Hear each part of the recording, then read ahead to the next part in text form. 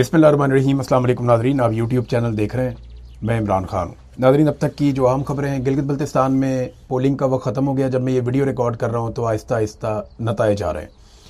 तमाम जमातें अपने अपने मर्ज़ी के नताइज जो हैं वो जारी कर रही हैं और कुछ पेपर भी हमें नज़र आ रहे हैं जो फॉर्म 45 जिसे हम कहते हैं, जो पोलिंग वाले दिन वहाँ से पोलिंग स्टेशन से बाहर आता है।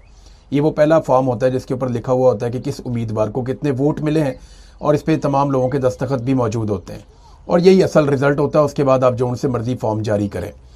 सारा दिन सूरत हाल क्या रही, कुछ चीज़ें बहुत अजीबोगरीब हुई। गिलगित बल्तिस्तान के इलेक्शन में प्री पोल रिगिंग के बारे में हम आपको पहले ही बता चुके हैं कि ये फैसला कर लिया गया था मिलिट्री एस्टेब्लिशमेंट की जानिब से कि गिलगित बल्तिस्तान में पाकिस्तान तहरीक इंसाफ को हुकूमत नहीं बनाने दी जाएगी। और फिर तहरीक इंसाफ को जैसे माजी में दीवार से लगाया गया, उसी तरह अब फिर एक मरतबा जो कुछ पाकिस्तान में किया गया वही कुछ गिलगित बल्तिस्तान में भी किया गया। वहाँ के जो चीफ इलेक्शन कमिश्नर है वो उसी रास्ते पे चले जिस पे सिकंदर सुल्तान राजा साहब चलते रहे। बहरहाल अब वोटिंग स्लो होने की बहुत सारी शिकायत आई क्योंकि रश लगा हुआ था पोलिंग स्टेशंस के बाहर और ज़्यादातर लोग पाकिस्तान तहरीक इंसाफ के हमायती पहुंचे हुए थे। यानी सारा दिन हम देखते रहे कि जो कैंप्स हैं पाकिस्तान पीपल्स पार्टी के या PMLN के, चंद एक हलकों को छोड़ के, चंद हल्के वो हैं जहाँ पे पाकिस्तान पीपल्स पार्टी का पुराना कोई वोट बैंक है या PMLN के कुछ लोग वहाँ पे मौजूद हैं, या PMLN इस वक्त फेडरल गवर्नमेंट में है। तो गिलगित बल्तिस्तान के लोगों का सारा इन्हिसार अपनी ज़िंदगी का, अपनी तरक्की का, अपने मामलात और अपने कामों का वफाकी हुकूमत के ऊपर होता है। तो इसलिए कहीं कहीं पे PMLN थोड़ी बहुत नज़र आई, लेकिन ज़्यादातर पाकिस्तान तहरीक इंसाफ के जो कैंप्स हैं या उनके हमायत याफ्ता उम्मीदवारों के जो कैंप्स हैं वहाँ पे गहमा गहमी और हलचल सारा दिन नज़र आती रही। सोशल मीडिया इसको दिखाता भी रहा। तो एक तो गहमा गहमी जो है वो पाकिस्तान तहरीक इंसाफ के पोलिंग स्टेशन पे थी और वो जनून पीपल्स पार्टी और PMLN के पोलिंग स्टेशन पे एज सच दिखाई नहीं दिया, कुछ इलाकों को छोड़ के। कुछ जगहों पे पाकिस्तान पीपल्स पार्टी तगड़ी है और वो एक बड़ी पॉलिटिकल पार्टी है, उसको होना भी चाहिए, उसकी एक एग्जिस्टेंस है। इसी तरह PMLN की भी अपनी एक एग्जिस्टेंस है, लेकिन नवाज शरीफ साहब ने अपनी पॉलिसी से सत्यानाश ही कर दिया एक अच्छी खासी पॉलिटिकल पार्टी का। फिर वोटर लिस्टों का एक मसला बन गया। सुबह पोलिंग एजेंट्स जो अलग अलग पॉलिटिकल पार्टीज के पहुंचे पोलिंग स्टेशंस में, तो उन्हें पता चला कि जो पोलिंग का अमला सरकारी आया उनके पास पोलिंग की जो लिस्टें हैं वो अलग हैं, यानी वोटर लिस्टें जो उनके पास हैं वो कुछ और हैं, और जो पोलिंग एजेंट्स लेकर आए जो उनको सरकार ने दी थी वो कुछ और हैं। दोनों किस्म की वोटर लिस्टें, उनमें फर्क था। जो पॉलिटिकल पार्टी के पॉलिटिकल एजेंट्स लेकर आए, पोलिंग एजेंट्स, वो कुछ और था, और जो सरकारी बंदे लेकर आए वो कुछ और था। हालांकि दोनों लिस्टें जो है वो सरकारी होती हैं। अच्छा, इस पे एतराज ज्यादातर आजाद उम्मीदवारों ने किया।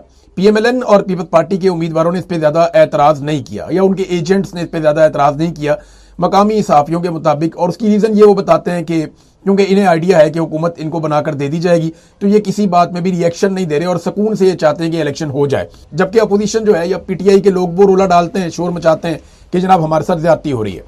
एक और काम भी बड़ा अजीब हुआ कि कई पोलिंग स्टेशन ही तब्दील कर दिए गए। पहले उनकी जो लोकेशन थी वो सड़क के किनारे थी। जब लोग वोट डालने के लिए आए तो उन्हें पता चला ये तो फलानी चोटी पे चला गया पहाड़ की, अब बहुत हाइट के ऊपर ले गए। अब बहुत सारे लोग वहां चढ़ नहीं सकते। फिर कई लोगों के वोट शिफ्ट हो चुके थे। जब वो वोट डालने के लिए आए तो उन्हें पता चला उनका वोट तो फलाने इलाके में है या फलानी जगह पे मुंतकिल हो गया। अब यहां पे सारा दिन का ट्रैवल होता है। अगर कोई बंदा सुबह 10-11 बजे निकले और वो दूसरे मुकाम पे जाना पड़े तो उसको बाद का 6-8-10 घंटे भी लग जाते हैं, तो वो तो वोट ज़ाया हो गया। तो बहुत सारे वोट ऐसे ज़ाया कर दिए गए, बहुत सारी वोटिंग स्लो की गई, कई जगहों पे छोटी मोटी शिकायत मौसूल हुई। लेकिन ओवरऑल इन्होंने मैनेज किया, इलेक्शन को अच्छे तरीके से मैनेज किया। लेकिन ये पहला इलेक्शन है गिलगित बल्तिस्तान की तारीख में जिसमें सहाफ़ी ये बता रहे हैं कि हमें क्लियरली पता है कि कौन जीतेगा और कितना जीतेगा। यानी कि ये क्या बात हुई, जो सहाफ़ी इस्लामाबाद से, लाहौर से, मुख्तलिफ इलाकों से गए, मेरी उनसे बात हुई। डिजिटल मीडिया के जो जर्नलिस्ट हैं उनसे भी बात हुई। उन्होंने कहा जी एस्टेब्लिशमेंट के सोर्सेज ने यहां बहुत क्लियर किया हुआ है कि किसी को भी सिंपल मेजॉरिटी नहीं मिलेगी। ना वो पीपल्स पार्टी को सिंपल मेजॉरिटी दे रहे हैं, ना PMLN को सिंपल मेजॉरिटी दे रहे हैं, ना वो PTI के आज़ाद उम्मीदवारों को सिंपल मेजॉरिटी लेने दे रहे हैं। वो किसी को भी सिंपल मेजॉरिटी नहीं दे रहे। ये सबको 30%, 25%, 30% तकसीम करेंगे और उसके बाद MWM को एक आधी 2 सीटें मिल जाएंगी। कुछ लोग ये दावा कर रहे हैं इस्तेकाम पार्टी को एक आधी सीट मिल जाएगी, लेकिन कोई भी सादा अक्सरियत में नहीं होगा। दो इक्वेशन वहां पे मार्केट के अंदर है और दोनों एस्टेब्लिशमेंट की जानिब से आई हैं। मकामी जो एस्टेब्लिशमेंट है कि जनाब एक के अंदर पीपल्स पार्टी की कोई एक आधी सीट ज्यादा और एक में 1-2 सीटें PMLN की ज्यादा है। वो ये कहते हैं जी यही सिलसिला बनना है और इसी तरह वहां पे हुकूमत बननी है और एक कोलिशन गवर्नमेंट बनाई जाएगी, जानबूझ के कमजोर कोलिशन गवर्नमेंट, जिसके जरिए से पूरे निजाम को कंट्रोल किया जाएगा। और एस्टेब्लिशमेंट ने किसी को भी सिंपल मेजॉरिटी ना देने का फैसला किया है। नवाज शरीफ साहब के हवाले से एक बड़ी अजीबोगरीब चीज है मेरे पास, और यह पता चला कि नवाज शरीफ साहब के कुछ और जलसे भी तय थे गिलगित बल्तिस्तान में। ये सुबह मुझे चंद सहाफियों से मेरा राब्ता हुआ आज, और उन्होंने मुझे बताया कि जनाब मियां साहब ने तो चंद जलसे और तय किए हुए थे और उन्होंने वो जलसे करने थे, लेकिन वो जलसे मियां साहब के हुए नहीं। अब उसका रीजन क्या है, वो रीजन मैं आपको अब बताता हूं, क्योंकि देखें जलसे मियां साहब के तय थे, कई जगहों पे लोग इंतजार कर रहे थे, इंतजामात भी किए गए थे, लेकिन मियां साहब वो जलसे किए बगैर वापस पहुंचते हैं और फिर एक फ्लाइट लेते हैं और जिनेवा चले जाते हैं, वो यूरोप आ जाते हैं। तो मियां साहब वहां पे क्यों नहीं टिके, वहां पे क्यों नहीं रुके, एक्चुअली उनको वहां रुकने नहीं दिया गया। मियां साहब जब वहां पहुंचते हैं ना गिलगित बल्तिस्तान में, तो उनके अंदर का जो लीडर है ना वो जागने की कोशिश करता है, और उस वक्त मियां साहब ने वहां पे वोट हासिल करने के लिए एक जाली इनकलाब का नारा लगा दिया, और मियां साहब ने कहा जी मेरे साथ बड़ी ज्यादती हुई, मुझे क्यों निकाला, और वो पुरानी तकरीर जो मियां साहब करते थे उन्होंने वो रोना धोना शुरू कर दिया। अब मियां साहब ने जैसे ही रोला डाला तो जनाब एस्टेब्लिशमेंट ने शट अप कॉल दी PMLN को।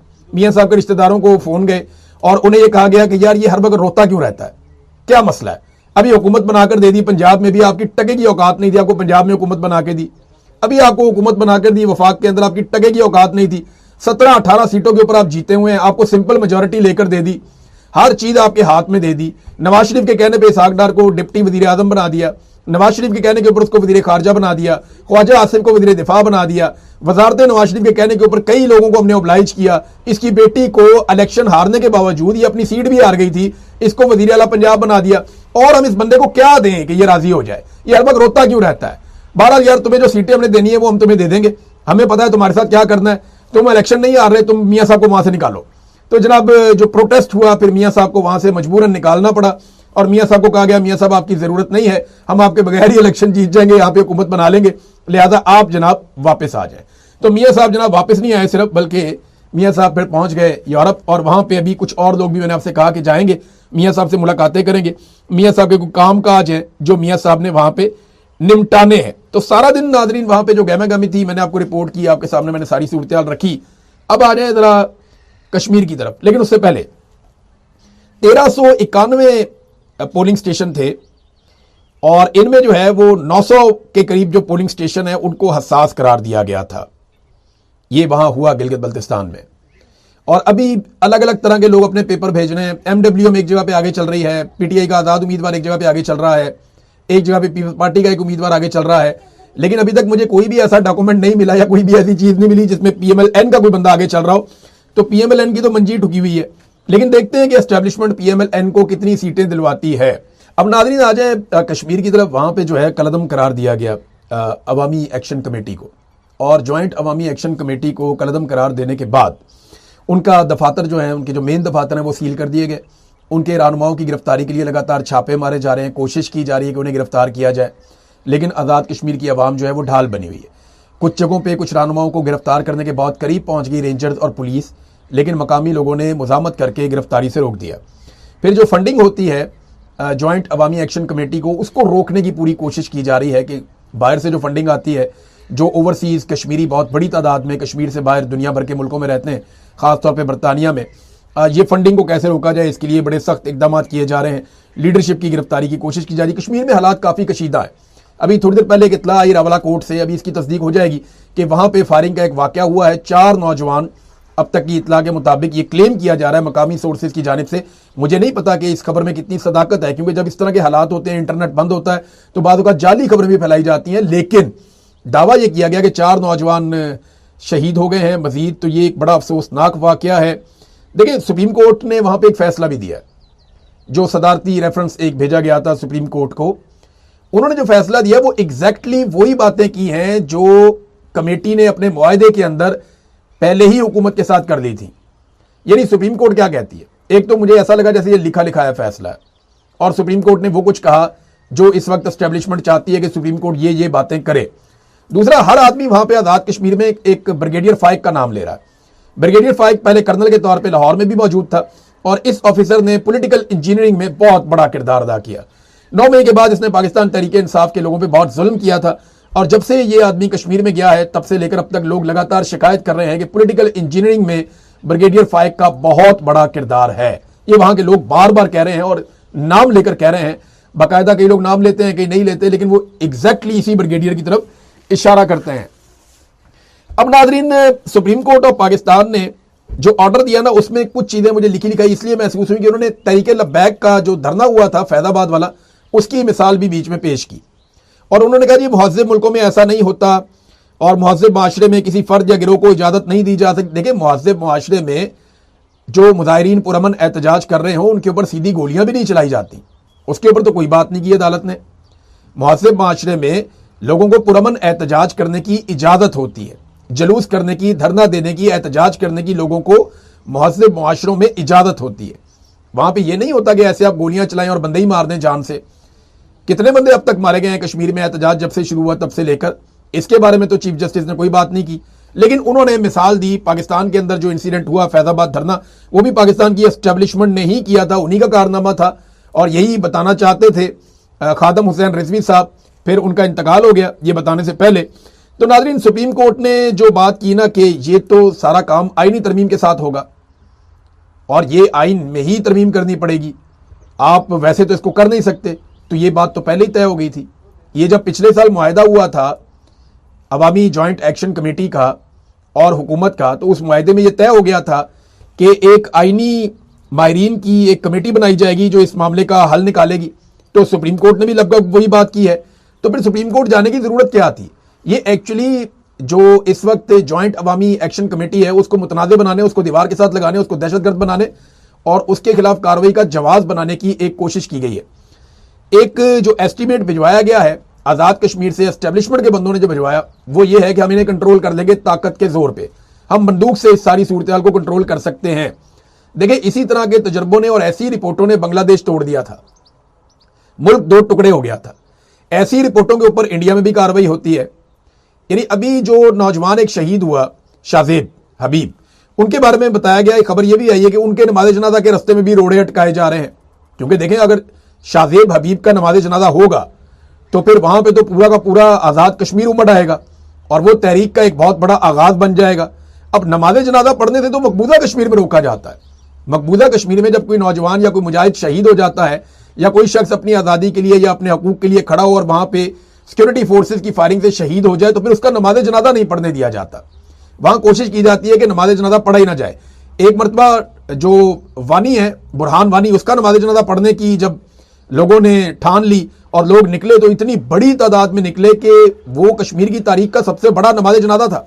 वो इतना बड़ा मैदान था, बार बार खाली होता था, फिर भरता था, फिर नमाज जनाजा होती थी और बार बार नमाज जनाजा वहां पे होती रही। तो यही सूरत हाल इस वक्त शाजेब हबीब शहीद की नमाज जनाजा के हवाले से है। तो पाकिस्तान की एस्टेब्लिशमेंट भी जैसे भारत वहां पे रोक रहा था, अब ये भी वैसे ही रोक रही है। देखिए, इस बात को ना हमारे फैसला साजों को समझना पड़ेगा। हमें गद्दार कहने से पहले हमारी बात को गौर से सुनो, थोड़ा सा अपने मफादात को साइड पे रखो, थोड़ी देर के लिए अपने जाती मफादात को साइड पे रख के पाकिस्तानी बन के थोड़ा सा चंद लम्हे के लिए सोचो कि हम बात क्या कर रहे हैं। यार, ये पाकिस्तान के बेटे जिनको आपने आमने सामने खड़ा कर दिया और लड़ा रहे हैं, वो जो कश्मीरी वहां पे एहतजाज कर रहा है ना नौजवान, वो मेरा भाई है। और ये जो यहां से यूनिफॉर्म पहना के आपने भेजा हुआ ना बंदूक हाथ में देके, ये भी मेरा भाई है। आप इन्हें आपस में क्यों लड़ा रहे हैं? ये दोनों आपके मफाद के लिए क्यों लड़े? हुकूमत बनानी है आपने है, वसाइल पे कब्जा करना आपने है, पैसा आपने बनाना है, बैरून मुल्क जजीरे आपने लेने हैं, बैरून मुल्क जायदादें आपने बनानी है, बच्चे आपके बाहर पढ़ने हैं, इंजॉय आपने करना है अपनी लाइफ को और एक्सटेंशनें आपने लेनी है, आप लोगों ने इस्तिस्ना लेना है। वो बेचारे का कुछ भी नहीं मिलना, वो जो बंदूक पकड़ा के जिसको भेजा उसको भी कुछ नहीं मिलना, वो जो सामने बेचारा ने हत्ता खड़ा हुआ उसको भी कुछ नहीं मिलना। वो दोनों तो अपने मुल्क के लिए कर रहे हो। उसके दिमाग में ये डाला हुआ है कि तुम मुल्क के लिए लड़ रहे हो, उसके दिमाग में ये है कि जब तक मेरा मुल्क जो है वो आजाद नहीं होगा, जब तक हमारे लोग फैसला नहीं करेंगे, तब तक मेरा मुल्क आगे बढ़ेगा ही नहीं। और ये अपना मफाद परस्त लोग जो है वो इन दोनों बच्चों को आमने सामने खड़ा किया हुआ है। ये इंतहाई अफसोसनाक सूरत हाल है और इसके लिए सबसे बड़ी जिम्मेदार जो है वो एस्टेब्लिशमेंट है। देखिए, सोहराब बरकत को क्यों पकड़ लिया? सोहराब बरकत को पहले इन्होंने पकड़ा, अब फिर पकड़ लिया, बार बार पकड़ लेते हैं। उसका कसूर क्या है? उसका कसूर यह है कि मुहिब्बे वतन पाकिस्तानी है और दूसरा कसूर यह है कि वो कश्मीरी है, वो कश्मीर की रिपोर्टिंग करता है, वो कश्मीर के बारे में इंफॉर्मेशन देता है और वो इंफॉर्मेशन देता है जिसको पाकिस्तान का मीडिया नहीं बताता। उसने कोई मुतनाज़ बात नहीं की, उसने कोई गलत बात नहीं की, उसने कोई पाकिस्तान के आइन के खिलाफ बात नहीं की, उसने कोई पाकिस्तान का कानून नहीं तोड़ा। लेकिन क्योंकि वो रिपोर्टिंग कर रहा, मुझे आईएसआई के एक ऑफिसर ने, जब मैं अगवा था, जबरी तौर पे लापता था, उसने कहा इमरान भाई आपने कुछ गलत नहीं किया, लेकिन आप हमें बाहर सूट नहीं करते इस वक्त। तो इस वक्त इन्हें बाहर सूट नहीं कर रहा, सोराब बरकत उठा के उसको फिर अंदर कर दिया कि जनाब जब हालात ठीक होंगे। इस तरह तो तुम्हारे हालात कभी भी ठीक नहीं होंगे, सबको पकड़ के अंदर कर दो, कल को तुम और लोगों को पकड़ के अंदर कर दोगे। अभी मुझे पता है कई बड़े सीनियर सहाफी हैं जिन्होंने लाइन ली है आजाद कश्मीर के हक में, उनको बहुत दबाव डाला जा रहा है। आने वाले दिनों में आपको दबाव नजर भी आएगा, उनकी जुबान से नजर आएगा, आपको महसूस हो जाएगा। जो बशारत राजा साहब हैं, हमारे बड़े अच्छे जर्नलिस्ट हैं, उनकी मुझे फिक्र पड़ी हुई है, उनके बारे में मेरे पास इंफॉर्मेशन है। एक हमारे अहमद फरहाद साहब हैं, पहले उनको जबरी तौर पे लापता कर दिया था 12 दिन के लिए, कितना उन पर टॉर्चर किया, कितना उनको ज़हनी अजियत दी गई, उनकी फैमिली को, उनकी वाइफ के ऊपर मुकदमा दर्ज कर दिया गया, निशाने इबरत बना के रख देते हैं। अब ये लोग ये हीरे जैसे लोग हैं यार, अपना काम करते हैं, और ये मजदूर तबका है, ये गरीब के हक के लिए आवाज उठाते हैं। आप इनकी सारी शायरी उठा के देख लें, सारी कवरेज उठा के देख लें, आम आदमी की, पाकिस्तान की बात करते हैं, और इनका अपना कोई बहुत बड़ा इंटरेस्ट या कोई मफाद है भी नहीं। और हर दौर के अंदर इनके ऊपर तनकीद होती है, हर दौर के अंदर ये ताकतवर के सामने खड़े होते हैं, और इन्हीं लोगों को दीवार के साथ लगाया जा रहा है। तो मैंने 2 लोगों का नाम लिया, और भी लोग हैं, मैं सबका नाम लेना नहीं चाहता, लेकिन इन लोगों को भी टारगेट करके, गिरफ्तार करके या अगवा करके कोशिश की जाएगी कि मौजूदा हालात में मंजर आम से हटा दिया जाए। नाजरीन, ने वहां पे कुछ बंदे पकड़े गए जो वहां पे सादा कपड़ों में फिर रहे थे। मकामी लोगों को लगा ये मशकूक हैं, ये ऐसे कैसे फिर रहे हैं यहाँ पे। उन्होंने जनाब उनको रोक लिया, रोक के उन्होंने पूछा ये डाले गाड़ियां, ये किधर से, भाई तुम कौन लोग हो। वो बंदे कोई बात ठीक तरीके से नहीं कर सके, तो उन्होंने तलाशी ली, तो उनके पास असला निकल आया। अब ना सिर्फ उन बंदों के पास असला निकला है, बल्कि वो एक कार्ड भी बरामद हो गया एक बंदे के पास से, वो रेंजर्स का, पंजाब रेंजर्स का कार्ड है, मोहम्मद यूसुफ नाम लिखा हुआ है। अब मकामी लोग कह रहे हैं जनाब ये क्या है। अब मेरी जब वहां पे बात होती है मकामी लोगों से, तो वो क्या बताते हैं, वो कहते हैं जनाब हमें बहुत खतरा है कि यहां पे फॉल्स फ्लैग ऑपरेशन किया जाएगा। मैंने कहा जी कैसे किया जाएगा। उन्होंने कहा जी हमें खतरा इस बात का है कि सादा कपड़ों में लोग शामिल हो जाएंगे बीच में, और वो अपने साथ अपने कैमरे भी लेकर आएंगे, नकाब पहन के कोई एक आदमी फायरिंग कर रहा होगा और दूसरा आदमी वीडियो बना रहा होगा, और वो पाकिस्तान के मीडिया को दिया जाएगा, टाउट मीडिया को, कि ये ना ये पब्लिक करो, देखो कश्मीरी गोली चला रहे हैं फोर्सेस के ऊपर।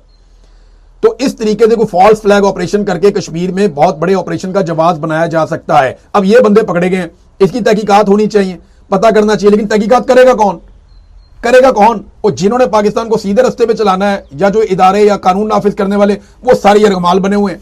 जिस आदमी को आईजी बनाया हुआ है कश्मीर का, वो आदमी कहता है 1000 बंदा मारोगे तो मुल्क ठीक हो जाएगा। इस सोच के आदमी को, यानी इस सोच के आदमी को तो बैन कर देना चाहिए था कि भाई अब, या मैं इंग्लैंड में हूं ना, यहां पे आप अगर कोई ऑफिसर ये कह देना 1000 बंदा मारो तो मुल्क ठीक हो जाएगा, वो उस ऑफिसर को ना, कोई भी उठ के अदालत चला जाए तो उस ऑफिसर की नौकरी पे वो दोबारा आ ही नहीं सकता, उसको कोई भी पब्लिक पोस्टिंग दोबारा मिल ही नहीं सकती, वो सारी जिंदगी तरस जाएगा अपने उस बयान को जस्टिफाई करते करते। इधर वो बंदा इनको पसंद आ गया, 1000 बंदा मारने का जुर्रत है इसके अंदर, 1000 बंदा मारने की इसके अंदर जहत है, इसको उठाओ डालो, इसको वहां पे कश्मीर में आईजी लगाओ, वहां बंदे मारने, वहां पहुंचा दिया उसको। कितनी अफसोसनाक बात। अब ताहिर अशरफी जैसे लोगों को लॉन्च कर दिया गया, वो आके जनाब कह रहे हैं कि ये एक्शन कमेटी तशद्दुद का रास्ता इख्तियार करना इनका बिला जवाब है। यार बंदे उनके मर रहे हैं, शहादतें उनकी हो रही हैं, जख्मी उनके हो रहे हैं, तशद्दुद का रास्ता इख्तियार करना, कहां भी उन्होंने अभी तशद्दुद किया।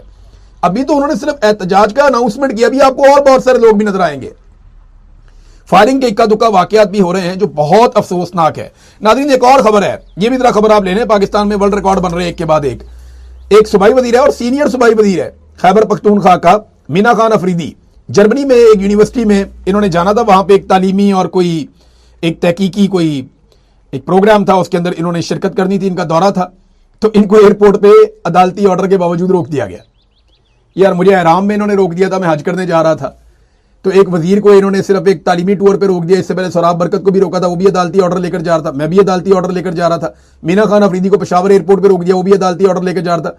एक तरफ मरियम नवाज है, उसको पाकिस्तान की एस्टेब्लिशमेंट नया जहाज लेकर देती है याशी वाला, कि जा बच्चे भी ले जा, जा बच्चों की सहेलियां भी ले जा, जा बच्चों के दोस्त भी ले जा, अपना मेकअप आर्टिस्ट भी ले जा, जा जाके एंजॉय कर, मिल दुनिया को, अयाशी कर जाके तू, क्योंकि तूने जूता पॉलिश किया, तुझे बहुत मौजे हैं। एक तरफ मरियम नवाज को यह किया जा रहा है, और दूसरी तरफ वो जो लोग बेचारे मार खाए हुए, उनका लीडर जेल में डाला हुआ है, वो अपना ऑफिशियल एक टूर पे जा रहे हैं, और जायज उनका है, अदालती ऑर्डर के साथ जा रहे हैं, कमर्शियल फ्लाइट के ऊपर खुद टिकट लेके जा रहे हैं, उनको नहीं जाने दे रहे। ये है नाजरीन पाकिस्तान में स्टेट ऑफ अफेयर।